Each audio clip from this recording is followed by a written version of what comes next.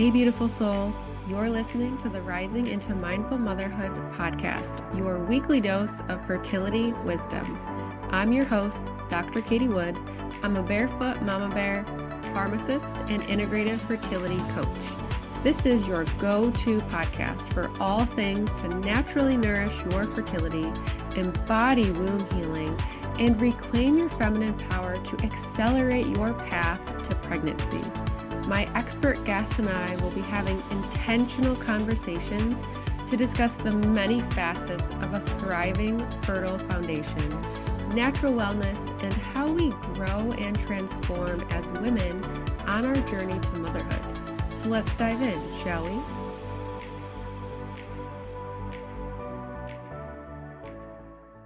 Hello and welcome to Rising into Mindful Motherhood. In this episode, I'll be talking with Kelly Durbin, an international board-certified lactation consultant, childbirth educator, author, and volunteer breastfeeding counselor. Kelly has provided evidence-based information, practical support, and compassionate care to hundreds of families since 2008. And in this episode, we'll be diving into breastfeeding and your fertility if you're planning on another pregnancy while you're currently breastfeeding. So welcome, Kelly. Really excited to have you on the podcast. And I like to just dive right in.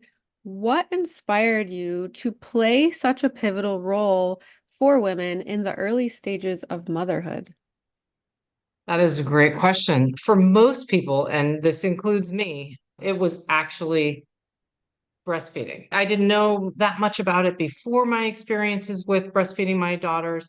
And once I got to that space, I thought, holy cow, there is so much here that generally people are not aware of because we only encounter this information when the time is right. And for many people, it sort of happens too late because there is no set program of here's how you learn about breastfeeding and here's what you absolutely need to know and here's how you get support. For most of us, we just happen upon this information. Some people are very driven and they know that they want to learn. Some other people find that they get to the point where they're maybe 5 or 6 months past the baby's birth. They maybe tried breastfeeding, but they didn't have enough information and support, and then realize, why didn't I find out about these things that I needed sooner? So when I was breastfeeding my first daughter, I had a real struggle and I ran into a whole bunch of very typical issues, things that people often have problems with. And fortunately, we persevered through all of these things. And I ended up breastfeeding her for quite a while. And in fact, until I wanted to become pregnant again. So it'll be interesting to talk about how that works today with you. And I breastfed my second daughter a much easier path because I had some information. I was already connected to support and I knew that, okay, I had the confidence. And frankly, that's a huge part of the puzzle here. But when I looked back on it, I realized so many people need this information. And that's what really drove me to do this. Before I was an elementary school teacher and I didn't feel all that connected to it, but I knew that teaching was part of my journey. So I just flipped it into teaching childbirth education and breastfeeding. And I feel really at home here. This is my area. I really love that for you. And it's really nice that you can take those skills that you had as a teacher and then you can really implement that in the work that you do now. So that's amazing. And I know, speaking from experience, I feel like you can really do all the research that you want ahead of time if you are driven to do, but it is really almost when you're in the thick of it that is when you need that support, or at least that's what I found, right? Yeah. I definitely did research in terms of breastfeeding, but it wasn't until it was like actually happening and certain issues or things coming up is going to vary from person to person. And I feel like you won't always be prepared for that. So having someone alongside you while you're in the journey is going to make such a difference for you. So I love that you are an advocate for women and a pillar of support, because it really does break my heart when I see women in my community really throwing in the towel because they don't have the resources or the education or the support to really help them on this journey of nourishing and creating that bond with our children, which I think is really important. And I have found, I don't know how this plays out in the community that you speak to, but a lot of people dedicate almost all of their pre-birth period during either the trying to conceive period, the pregnancy period. All of that is related almost exclusively to pregnancy and learning about, okay, what is happening this week for me? What's going on now? And then we get to the point where the baby is born, and a lot of people think to themselves, oh, I should have maybe done a little more prep on what's next. And that includes breastfeeding. Childbirth education classes are really popular, but very few people really take a great breastfeeding class. So it's a funny thing, right? Hmm. You're right. People, they do need the information right as it's happening, but it does pay off for breastfeeding to do it in advance, to get that education piece in advance. Hmm. And some of it is on the job training. Like you can't know until your baby's born exactly everything because it really is on the job. You got to do the breastfeeding as you're doing it. And that's an excellent way to learn. But there are so many things to learn before. Absolutely. Yeah. So really taking the time and prioritizing that at some point in the pregnancy. Couldn't agree more. So I had this question from a client of mine. She recently gave birth. The baby was very much premature, and she is considering trying somewhat again in the future, but she doesn't want to go on birth control yet. So I guess this is a little bit of combining breastfeeding as birth control, but then also planning ahead for fertility. So she doesn't want to go on birth control because she wants to have another one, but she hasn't gotten her cycle back. So she is worried that not being on birth control, she doesn't want to get pregnant too soon. Do you have any thoughts on that, on what someone can do in terms of Yes. tracking their cycle so they can conceive when they're ready to conceive? So there are three conditions under which breastfeeding is used as effective birth control. And when these three conditions are in place, it's more than 98% effective, which means that it's right up there with the pill, of course, if you're using it according to the instructions. But the same thing goes for breastfeeding. You have to have these three conditions in place. So if you want to avoid using any kind of birth control, I would say hormonal birth control, really, because you can use barrier methods with no long-term issues for fertility. If you want to avoid hormonal birth control, breastfeeding can be used when these three conditions are in place. Number one, the baby is under 6 months old. So generally, for older babies, the reason that this doesn't work is because they are eating solid food and the intensity of breastfeeding has decreased. So we want the baby to be under 6 months old. Now, I will add a caveat to that in a minute. The number two thing that has to be in place is exclusive breastfeeding. So we cannot have mixed feeding, additional bottles. We can't be feeding anything else to the baby, like any small solids or any other kind of things. Now, the only exception to that would be things like medically necessary supplements. For example, if your baby takes some kind of, I don't know, maybe it would be like a vitamin D or something. You would probably know way more about that than I do because I don't really have a whole lot of information, but some babies do require an occasional supplementation of something, and that's okay. That's not considered non-exclusive breastfeeding. I'm really talking about food and other drinks. So the baby is under 6 months. They are exclusively breastfeeding, and the mom has not had the return of her menstrual cycle yet. When those three conditions are in place and breastfeeding is more or less around the clock, you're still feeding overnight, you're still feeding on demand during the day, breastfeeding is 98% or more effective as birth control. So for somebody who wants to look forward a couple of months and say, I want to have another baby. What about all this breastfeeding? What do I do? There is no magic button. Like at 6 months, we don't just start feeding the baby solids and our period comes back. That doesn't happen. Generally, for people who ride this gradual wave of, I'm going to start a little bit of solid food at 6 months. You don't have to rush into it. It's generally, we say stuff like, it's just for fun. You're not supplementing or supplanting any real high percentage of calories. You want to devote still more breastfeeding, less food, and it's a very gradual transition. So our fertility responds also in a gradual way, except when we make big adjustments. And one of those might be for somebody, let's say, for example, someone is 8 months or 9 months postpartum, baby has already started eating solid food, and they're gradually adding a little more solids here and there. And then all of a sudden, 2 or 3 nights during the same week, the baby sleeps all night and there's no night nursing, even if they were only nursing once a night. Eliminating that nighttime nursing a couple days in a row and you were already having solid food during the day, that could be the shift that pushes someone into ovulation.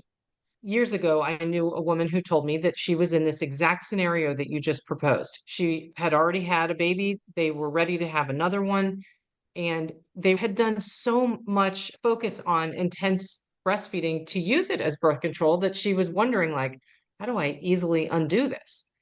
She told me that she went away to her sister's wedding and her baby and her husband and some of the other family members didn't come along. And this is not an infant, the baby was a little older.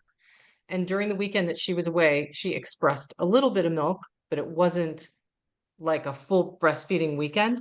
And she ovulated right away after that. And she was able to get pregnant. So sometimes it can be those kinds of minor shifts. When she came back from the wedding weekend, she resumed breastfeeding, but she had already ovulated, sort of like the cat's out of the bag. And she later began cycling as a lot of times the cycle doesn't return right away. You don't start having 30, 28-day cycles. It can be, oh, here's my period for the very first time postpartum. And then 2 months later, you may have another period and then it gradually returns. But I said, if you make these kind of dramatic shifts as opposed to the really gradual shifts, ovulation can come on much sooner because high prolactin levels, which are maintained by intense breastfeeding, that's what suppresses ovulation. Mm-hmm. Beautiful. That was a really, really nice explanation. Thank you for that. And to teeter on what you were just saying, how soon could a woman expect to start ovulating again after birth? You did just give a really, really beautiful kind of example with that woman. Is it really about decreasing the level of breastfeeding, having kind of like a major shift happening, or can someone start ovulating again if they're still exclusively breastfeeding, the child is under 6 months, and all of those things that you shared? Using our 4-step restorative fertility framework, we will, 1, reveal the physical and energetic root cause. 2, we will remove the barriers to you conceiving and carrying a pregnancy to term. Number 3, we will rebalance the physical and energetic body with bio-individual strategies. And number 4, receive. You will nourish the mind, body, and spirit so you can receive baby. I have 3 one-on-one spots, and this is for the woman who is ready to claim her fertility back. She's ready to step back into her power. She is ready to do what it takes to finally get pregnant.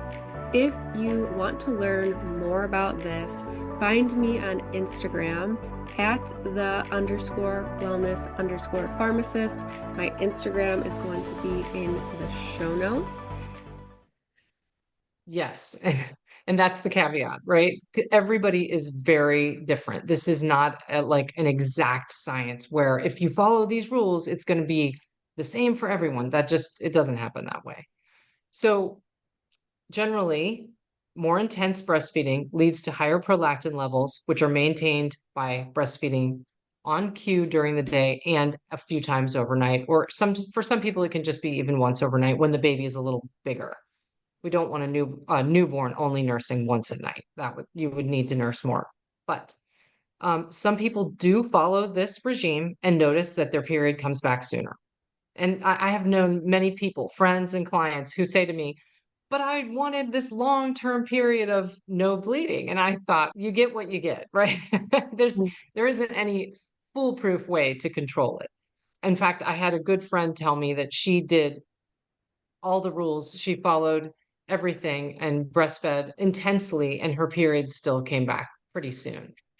For most people, if you don't breastfeed, I believe that the research says that you could ovulate as soon as 6 weeks after birth.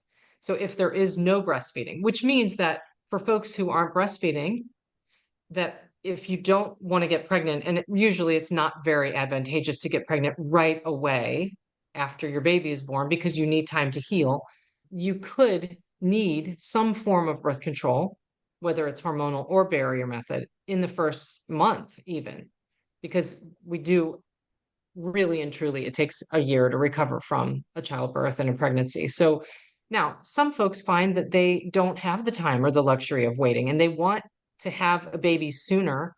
So flipping fertility and bringing that back into their experience. I don't want to wait 12 months, or I almost felt like I was in that position because I had my kids really much later in my life. And I was thinking, oh, if I don't do this pretty soon, maybe I will miss the window here. But yeah, some people find that they have to manipulate a little bit of the breastfeeding. It doesn't mean that you have to wean. You can take, like I said earlier, you can take a 2 day period where you're just cutting back a little bit on breastfeeding, but sudden shifts, not lack of nighttime nursing. Like, so let's say you wanted to eliminate that. That may be a way to bring on your period and start ovulating again. But for somebody who is really interested in the return of fertility, I would say dial back on the intensity of breastfeeding and watch for your fertility signals. This is the funny thing. We don't always start bleeding first. The ovulation can happen before your first period. So some people, I have known more than one person who has told me, I didn't even have a period. I just got pregnant after an intense period of breastfeeding, and that she didn't realize I ovulated and now I'm pregnant again. So that is also a situation that can happen. The egg can be released first without the whole shedding of the lining and having a first period.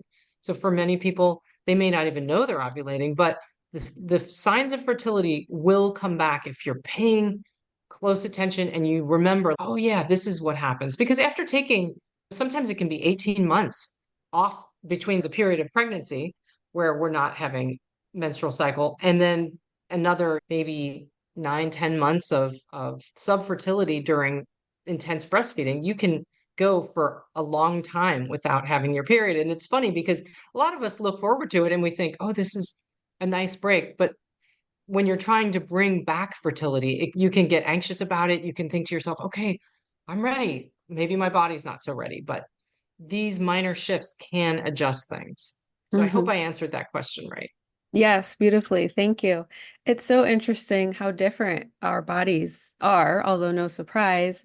My cycle came back, I was about 22 months postpartum. And I mean, Yeah.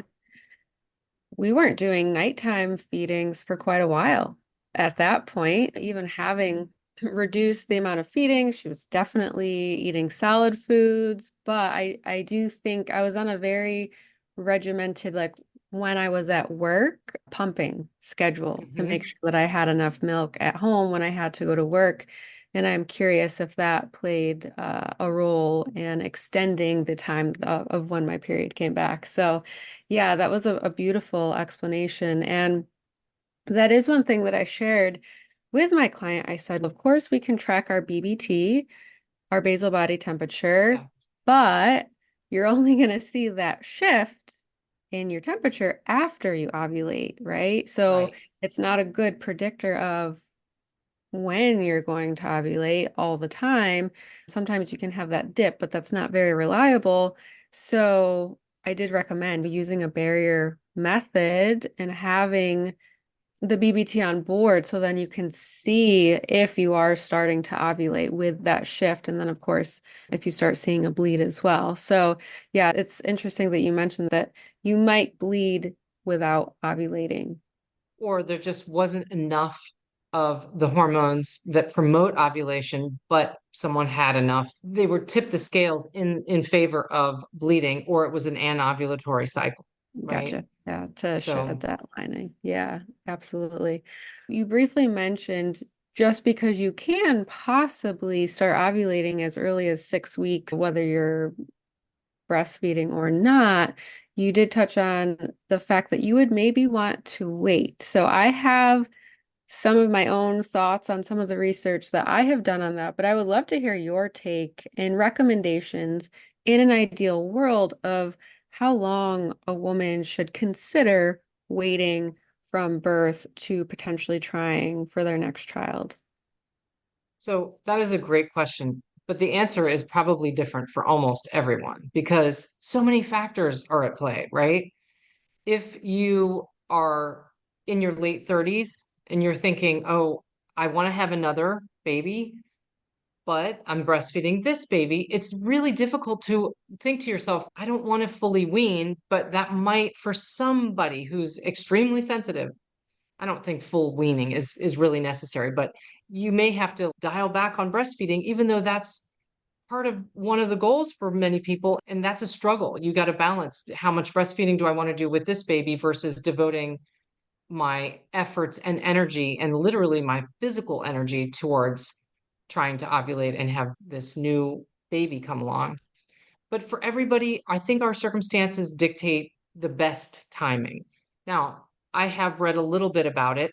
I'm not an expert on this, but I will say that for most people, having really closely spaced pregnancies is difficult on the body. I know that there is research that shows that it is harder for all kinds of things. Your body just is better when there's more time elapsed between the end of one pregnancy and the beginning of another.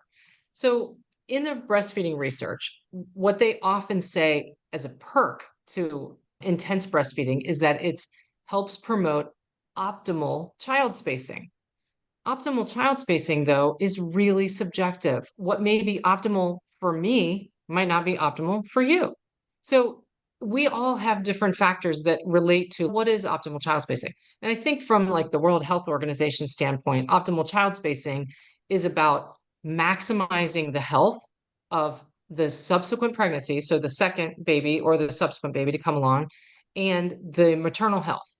Because when pregnancies are spaced too closely, those two factors, maternal health and infant health, tend to deteriorate just a little bit. And in terms of multiple things, I think the miscarriage rate is a little higher the closer pregnancies are together. Maternal health complications go up just a little bit more. Does that mean that everyone who has a pregnancy with a small window between is going to experience problems? It doesn't really. And frankly, I'm sure it depends on the general health of each of these people. Is this pregnancy a really healthy pregnancy? Is the mom an actual, like, very healthy and robust person? Probably then it may not matter as much.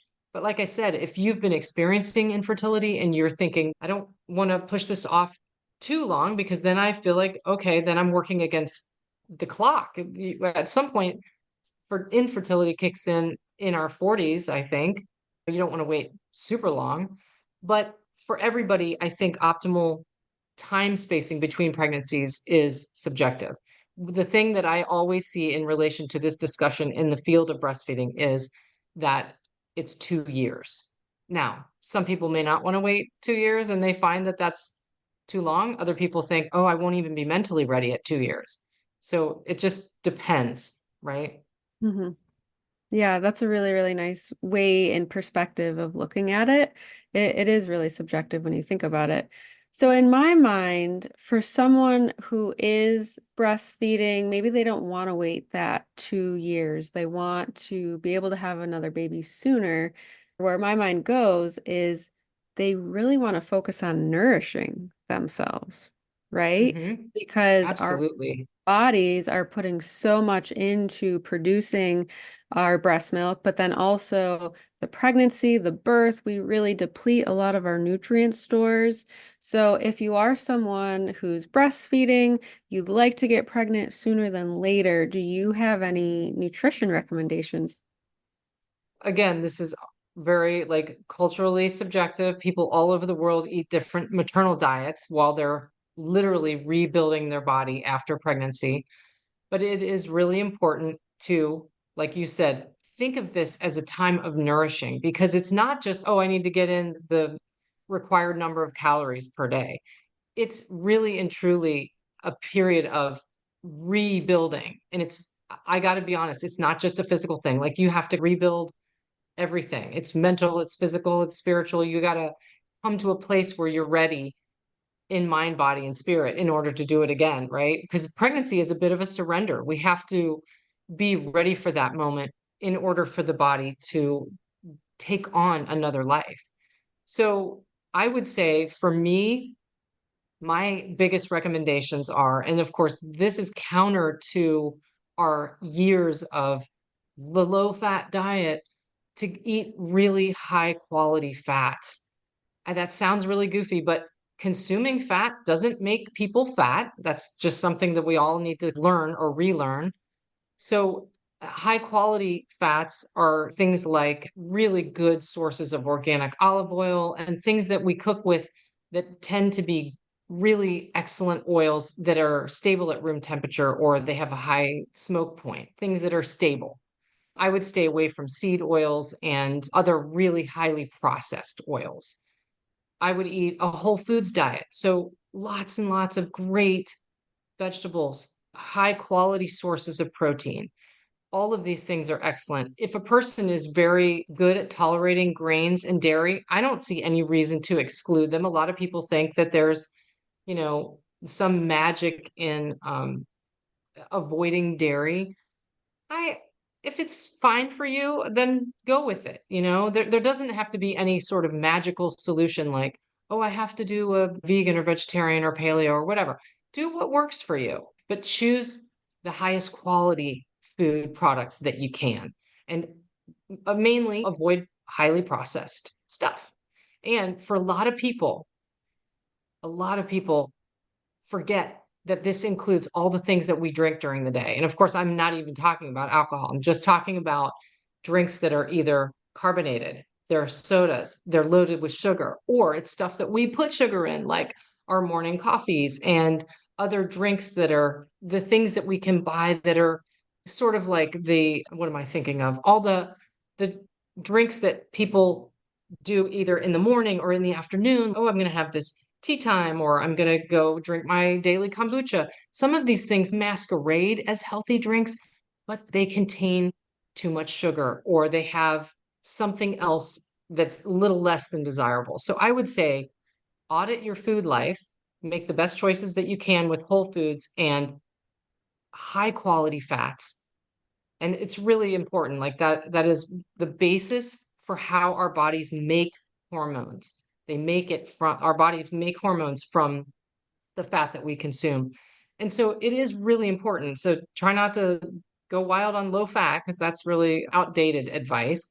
And take a peek at what you're drinking during the day. I would just say do an audit, make sure your drinks don't have a ton of sugar and gross additives, things that like we shouldn't be consuming anyway. But I don't want to preach. I'm just saying, like, during the period of getting ready for pregnancy or being pregnant or in that early phase of breastfeeding, treat your body to the best food and drinks that you can. This is the time in your life when you need it the most. And so it's excellent. Dig into all kinds of healthy recipes and healthy eating. And some people find that this is energizing. Other people find, oh, this is such a chore and I don't want to, try to learn all this stuff about healthy eating. But if you stick to the outside of the grocery store, avoid all that processed stuff in the middle of the grocery store, you tend to do better. Hmm. I agree. Yes, healthy fats are definitely key, the backbone to our hormones, so extremely necessary. And then, like you were saying, proper hydration, right? Making sure that Absolutely. we're nourishing and getting enough for maintaining breastfeeding as well. That's definitely necessary. So I know you have a book that is out recently, Protecting Your Potential for Breastfeeding. I'd love for you to share that a little bit with the audience. I will share it. In fact, if we can get some good lighting, I'll show it to you. This book is two parts. Part one is all about why do you want to do this and how to get breastfeeding off on the right foot. And part two is a very deep dive into all of the things that people should know and be able to say, okay, this could potentially sabotage me, or this may represent an obstacle for me.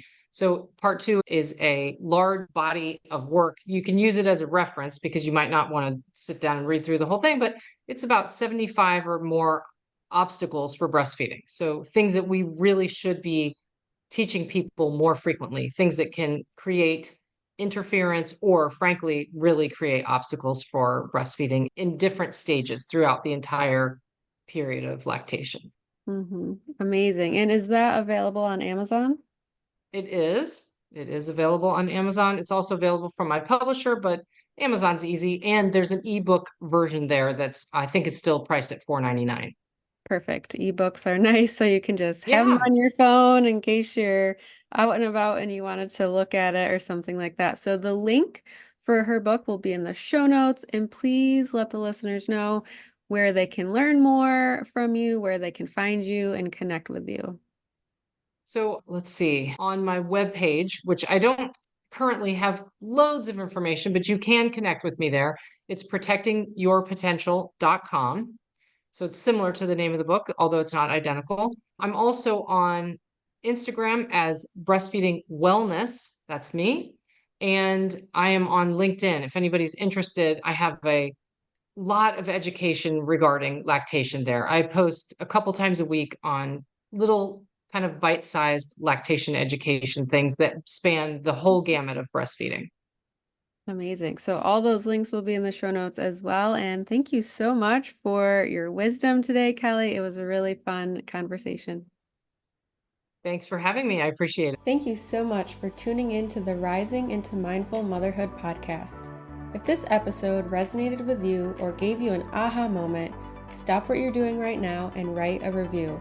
This simple act of kindness helps me get this podcast out to connect with as many women as I possibly can. I also have a special offer. If you send me a screenshot of your review, I will take $250 off one of my premium coaching containers. Let me know what resonated with you the most and why. So connect with me in my free Facebook community or tag me on Instagram. You'll find both listed below. Thanks again from the bottom of my heart for tuning in to this episode, and I'll see you next time.